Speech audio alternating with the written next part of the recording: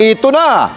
Kaya mga kababayan, mahigpit na ho ang kapit natin dahil papalo na sa higit sa 33 piso ang itataas sa presyo ng produktong petrolyo sa 70 to 80 pesos naman ang presyo ng gasolina kung magpapatuloy pa rin po ang gyera sa Middle East base sa pagtaya ng Department of Energy. Posible naman umano na pakiusapan ng mga oil companies na gawing staggered o utay-utay ang pagpapatupad ng taas presyo.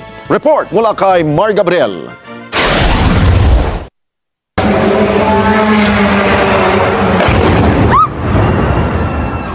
Mag-iisang linggo pa lang mula nang sumiklab ang gera sa pagitan ng magkasamang puwersa ng Estados Unidos at Israel laban sa Iran. Ramdam na ang pagtaas ng presyo ng produktong petrolyo sa bansa. Ayon sa Department of Energy, maaari pa raw yan tumindi sa mga susunod na linggo.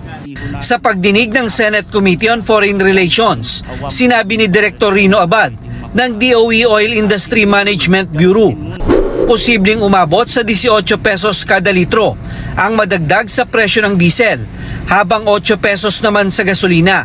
Kung magpapatuloy ang gera, hindi raw malayong umabot sa 80 hanggang 90 pesos kada litro ang presyo ng diesel, habang 70 hanggang 80 pesos naman sa gasolina. $4 per barrel. So, ibig sabihin, sir, pag hindi po tumigil itong bakbakan na ito, maaari talaga at malaking posibilidad na within this month, tayo po ay Marso 6 pa lamang po ngayon, within this month, aabot tutungtong po ng 90 pesos per liter ang ating diesel at ang gasolina, may ibig na sa 80 pesos na po.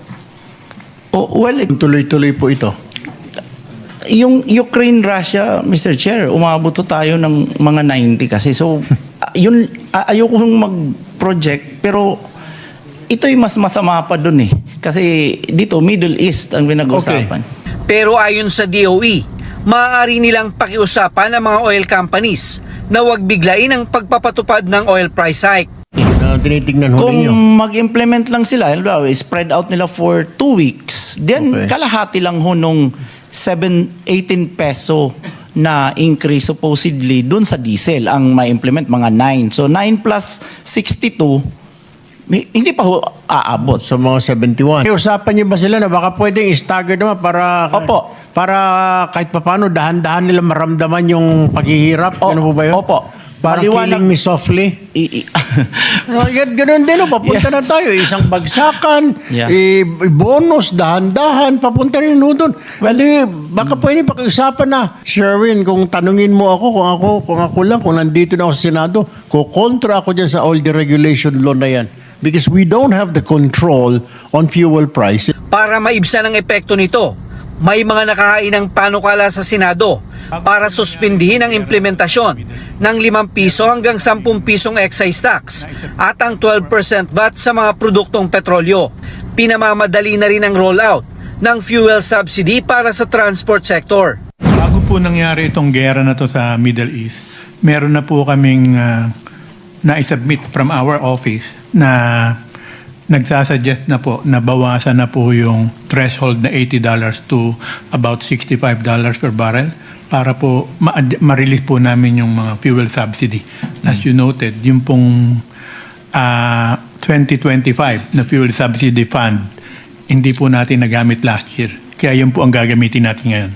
Sa harap nito, ipinasisilip ni Senator Win Gatchalian sa DOE ang inventaryo ng mga oil companies upang matiyak na walang nang-aabuso sa sitwasyon.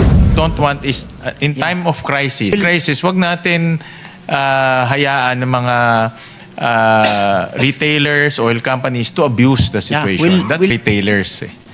Retailers, they cannot increase their prices just because lumabas sa CNN $80 na per barrel. Access doon sa 1 billion barrels na yan na pwedeng makuha. Samantala, humingi na raw ng karagdagang budget sa DBM ang Department of Migrant Workers para sa repatriation program ng mga OFW sa Middle East. Maaari daw kasing kulangin ang natitirang 1.5 billion pesos na budget na sapat lang para sa 15,000 OFW.